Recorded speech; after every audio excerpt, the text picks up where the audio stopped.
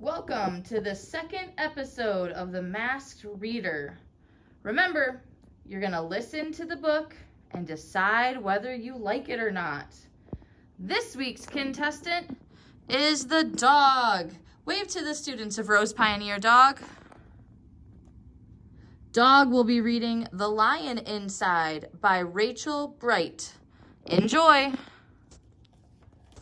The Lion Inside by Rachel Bright.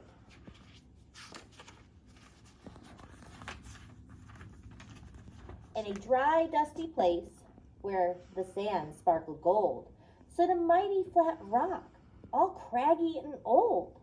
And under that rock, in a tiny full house, lived the littlest, quietest, meekest brown mouse. He was so very tiny, so incredibly small, that nobody noticed him, ever, at all. He got stepped on and sat on. He missed out on stuff, ignored and forgotten. His mouse life was tough. Ow, ouch. Meanwhile, far above, on top of the rock, times were quite different. It was Lion o'clock. This huge, toothy creature made sure everyone saw how important he was by how loud he could roar.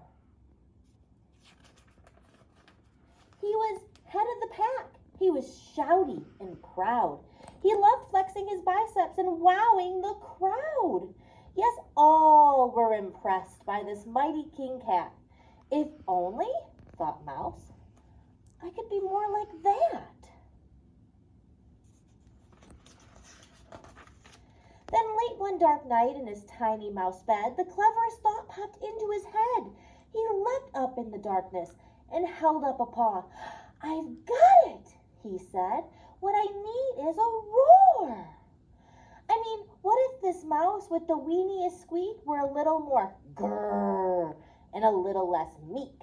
Well, he'd still be the smallest of fuzzy brown mice, but he'd make friends and join in, and life would be nice.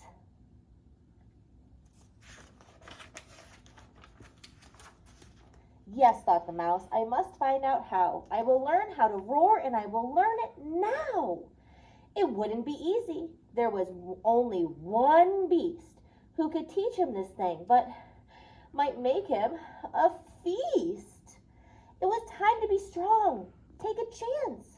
After all, forever was such a long time to feel small. So he made himself brave. He thought like a winner. He set off for the top, hoping not to be dinner. It felt like the scariest thing he could do, but if you want things to change, you first have to change you. The farther he climbed, the closer he got to the slumbering lion reclining on top. Then at last he stood on his tippity toes. He found himself suddenly nose to nose. Go, pardon me. Wake up, Mr. Lion. You've got company. Squeak, Mr. Lion. What I've come to you for is squeak. Do you think you could teach me your roar?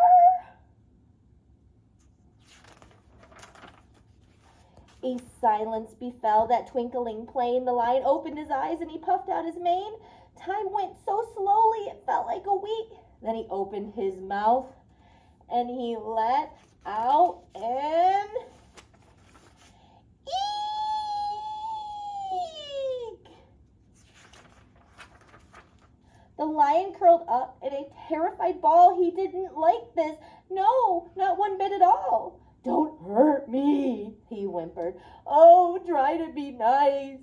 Well, this mighty great lion was frightened of mice. Don't worry, Mouse peeped. I'm here as a friend. Let's hang out together. Be pals to the end. It was in that magical moment for sure when the mouse didn't feel at all small anymore. He had found his true voice and learned to speak out. And for that, you don't need a roar or a shout. And from that day and always, the two were a pair. They both liked that rock better, now that that rock was to share.